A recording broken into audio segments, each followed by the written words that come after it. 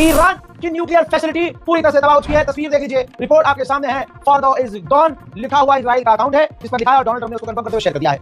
दोस्तों, ईरान को पूरी तरह से हिला दिया गया है। ईरान जहां तक कह रहा था, धमकी दे रहा था, हुतीज धमकी दे रहे थे, पूरी दुनिया रशिया धमकी दे रहा था कि इजराइल के साथ जंग में न उतरे अमेरिका, लेकिन अमेरिका ने वो कर दिया, क्योंकि अमेरिका ही एक ऐसा है जो इजराइल को दुनिया में बचा सकता है। ये जंग इजराइल लड़ ही नहीं रहा था, इजराइल तो 2 दिन में बेकार हो गया था, लेकिन अब नाप की बात थी तो अमेरिका ने वो किया जो करना था। बहरहाल अब यमन और ईरान यानी हुतीज और ईरान ने कहा है कि अब जंग की शुरुआत हुई है, इसका जवाब दिया जाएगा। दोस्तों, ऐसा सोर्स कह रहे हैं और खतरनाक जानकारी आ रही है। अभी तक शांति है। जी हाँ, ईरान ने अभी तक कुछ नहीं किया है, लेकिन ऐसा कैसे हो सकता है कि ईरान कुछ न करे? बहुत बड़े बड़े सवाल दिमाग में घूम रहे हैं, लेकिन अब देखना यह है कि ईरान करता क्या है, अगला मूव ईरान का क्या होगा, वो देखने लायक होगा। मैप में आपको समझाना चाहूंगा। देखिए, फॉर्डो, नातंज और इस्फहान, इन तीनों जगह जो ईरान के न्यूक्लियर फैसिलिटी है।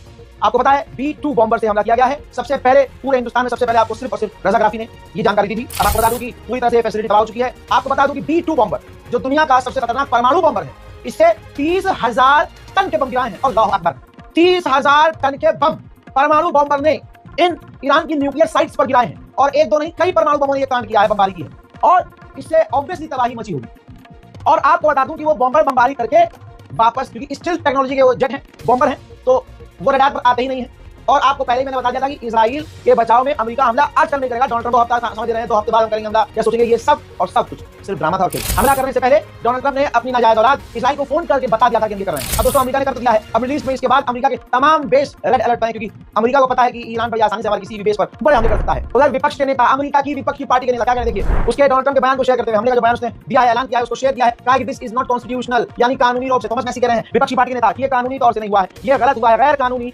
अमेरिका ने ये काम किया है। अब देखिए, ट्रंप को करना क्यों था ये भी जान लीजिए। ट्रंप को दुनिया का सबसे बड़ा नेता बनने का शौक है। जैसे आपने देखा कि भारत पाकिस्तान की जंग में ये सबसे बड़ा नेता बनने की कोशिश कर रहा था, ऐसे ही दुनिया में तबाही इसने मचाई और जंग बंद करने का भी ड्रामा चल रहा था। अब देखिए, इसने कहा है कि मैं अमेरिका के वक्त के मुताबिक रात 10 बजे व्हाइट हाउस में पूरी दुनिया को, अपने नेशन को संबोधित कर स्पीच देगा कि हमारा हमला बहुत बढ़िया था, अमेरिका की सेना सबसे खतरनाक है, अमेरिका की फौज सबसे बेहतर है, अमेरिका का राष्ट्रपति सबसे बड़ा आदमी है, हमने ये कर दिया, हमने वो कर दिया, कोई नहीं कर सकता था, हमने कर दिया। अपनी पीठ थपथपाने का इंतजार कीजिए, हम देखेंगे अपनी पीठ थपथपाएगा, लेकिन उम्मीद है कि रात तक कुछ अच्छा हो जाएगा। मेरे दोस्तों, फॉर्डो के गेट पर 30,000 पाउंड के बम गिरा दिए गए हैं, और ईरान के लोकल टाइम के मुताबिक वहां जब रात के 2:30 बज रहे थे, अमेरिका ने तब हमला किया। पहला बयान ईरान का क्या आया, वो इंपॉर्टेंट है। ईरान ने कहा कि अमेरिका के हमला करने से पहले हमने उन तमाम साइट्स को पहले ही खाली करवा लिया था। इजराइल के पूर्व डिफेंस मिनिस्टर ने कहा है कि ट्रंप जब चाटेंगे एक दूसरे की, तो ट्रंप की चाटते हुए कहा कि ट्रंप ने पूरी दुनिया का बेहतरीन काम कर दिया है, इजराइल और अमेरिका के लिए ऐतिहासिक कदम उठाया है डोनाल्ड ट्रंप ने, और अब दुनिया सेफ प्लेस हो चुकी है, दुनिया अब बहुत बढ़िया हो चुकी है, अब कोई खतरा नहीं है। मोहतरम हज़रात, देखिए, अमेरिका के सबसे बड़ा अखबार न्यूयॉर्क टाइम्स ने लिख दिया है, छाप दिया है कि अमेरिका ईरान के साथ जंग में उतर चुका है। अब ईरान के लोकल लोग कह रहे हैं कि फॉर्डो के गेट पर बमबारी कर दी है, रास्ते पर बमबारी कर दी है, ना आने का रास्ता बचा है, न जाने का रास्ता बचा है। फिलहाल ईरान से कोई तस्वीर तो सामने नहीं आ रही है, लेकिन जो खतरनाक जानकारियां हमें मिल रही हैं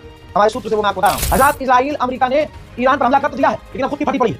अब इतनी फटी पड़ी है कि जो नेतन्याहू है वो इमरजेंसी मीटिंग कर रहा है हमले के बाद भी, और अलर्ट पूरे इजराइल में जारी कर दिया है कि कोई 2-3 लोग भी इकट्ठा ना हो, सब जमीन के नीचे चले जाएं। ईरान ने कंफर्म किया है कि हमारे 3 साइट पर हमला हुआ है, जिसे हमने पहले से खाली करा दिया था, और हमने कंफर्म कर लिया है कोई रेडिएशन लीक नहीं हुआ है। सबसे मजेदार बात यह है कि ईरान ने कह दिया है कि हमने पहले ही वहां से यूरेनियम हटा लिया था। कमाल हो गया भाई, ये तो अबू पिटाओ। अमेरिका क्या ही सच बोलता है। अब अमेरिका कह रहा है कि B-2 बॉम्बर जो हमने भेजे थे वो सिर्फ ध्यान भटकाने के लिए थे, हमला किसी और चीज से किया है। ईरान के ऑफिशियल का पहला बयान सामने आया, उन्होंने कहा कि अगर ट्रंप सही कह रहा है और हमला कर दिया, बहुत ताकत से भी किया है, तो हम बता दें आपको, हमने यूरेनियम वहां से पहले से ही हटा लिया था। देखिए چه موضوعی بوده، ولی اگر حرف ترامپ هم درست باشه ضربه چندانی خورده نشده، به خاطر اینکه عملاً در اونجا مدتی پیش مواد تخلیه شده. ببینید نتنز در نزدیکی کاشان قرار داره و در اینجاش که اسم سایت شهید احمدی روشن هست یک کار تحقیقاتی. हज़रात, वहीं अमेरिका में नेतन्याहू के सामने बैठने वाले जो दूसरे नेता हैं, रिपब्लिकन नेता और दूसरे, वो क्या खिलाफ है। इस महिला को सुन लीजिए, इस महिला ने बड़ी बात कही, कहा कि जब भी अमेरिका कामयाब होने लगता है, हम शांति से आगे बढ़ रहे होते हैं, तभी इजराइल जो है कहीं कुछ कर देता है, जिसकी वजह से अमेरिका को जंग में कूदना पड़ता है।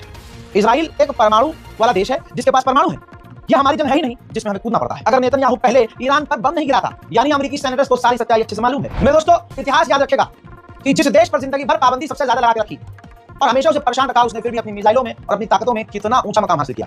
फिर उसकी न्यूक्लियर साइट्स को तबाह करने के लिए अपने आप को सुपर पावर अमेरिका कहता है, उसने अपने पूरे दम खम लगा दिए। यह है रिपोर्ट कि B-2 बॉम्बर से 6 बंकर ब्रस्टर बम डाले बैक टू बैक, 30,000 पाउंड के 6 बंकर ब्रस्टर, जो जमीन के नीचे एक बंकर ब्रस्टर मार दो तो जमीन कई 100 फीट गहराई में जाकर पूरी जमीनें फट जाती हैं। ये 6 बंकर ब्रस्टर बम फॉर्डो न्यूक्लियर फैसिलिटी, ईरान की न्यूक्लियर फैसिलिटी पर दागे गए हैं। सोचिए, पूरी ताकत दाग दी है ईरान पर। सोचिए, 30 टॉमहॉक मिसाइल नातंज और इस्फहान न्यूक्लियर फैसिलिटी पर दागे गए हैं।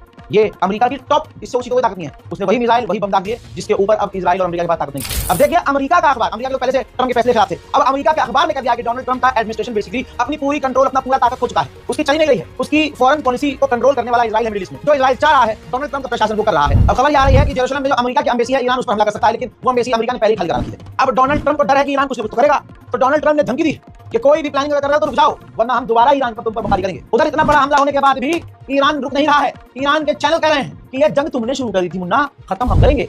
هدف مشروع ایران هستند. آمریکا با این اقدامی که انجام داد علیه ایران و حریم هوایی ایران رو شکست و جنایت علیه ایران انجام داد، دیگه جایی در منطقه غرب آسیا نداره. آقای رئیس جمهور آمریکا، شما شروع کردید و ما تمومش خواهیم. ईरान के महर न्यूज चैनल पर ईरानी ऑफिशियल ने कंफर्म किया है कि सिर्फ उस न्यूक्लियर फैसिलिटी के एंट्रेंस और एग्जिट गेट पर हमला हुआ है, बाकी हमारा यूरेनियम सेफ है, हमने उसको वहां से हटा भी पहले ही लिया था। تنها بخشی که در سایت هسته‌ای فورد آسیب دیده این تونل های ورودی و خروجی بودند و آسیبی به خود تأسیسات. उधर ईरान के टीवी चैनल ने ऐलान कर दिया है और कहा है कि अब पूरे इलाके में अमेरिकी सिविलियन और अमेरिका की फौज के लिए काम करने वाले लोग हमारे निशाने पर हैं। उधर इराक की सरकार ने बगदाद में मौजूद अमेरिका की एम्बेसी के चारों तरफ अपनी सेना तैनात कर दी है कि कहीं ऐसा ना हो इराक के लोग खुद हमला कर दे। अब डोनाल्ड ट्रंप ने अपनी मर्जी से खेल कर दिया, पूरी दुनिया में गाली ट्रंप वैसे ही खा रहा है, अब और विरोध उसके ही मुल्क में होगा। क्यों? क्योंकि गैर कानूनी तरीके से। कैसे? अरे भाई सोचो, पार्लियामेंट में उसने लोगों से पूछा ही नहीं, अपनी भी पार्टी से, अपने खुद के दिमाग से चला। अब देखिए पार्लियामेंट के दूसरे लोग हैं, उन्होंने कहा कि यह गैर कानूनी है, डोनाल्ड ट्रंप ने अप्रूवल लिया ही नहीं, डिस्कस किया ही नहीं और अपनी मर्जी से हमला करके अमेरिका के लिए बड़ी मुश्किलें पैदा कर दी। बस अब घड़ी हो रही है टिक-टिक और देखना है कि होगा क्या।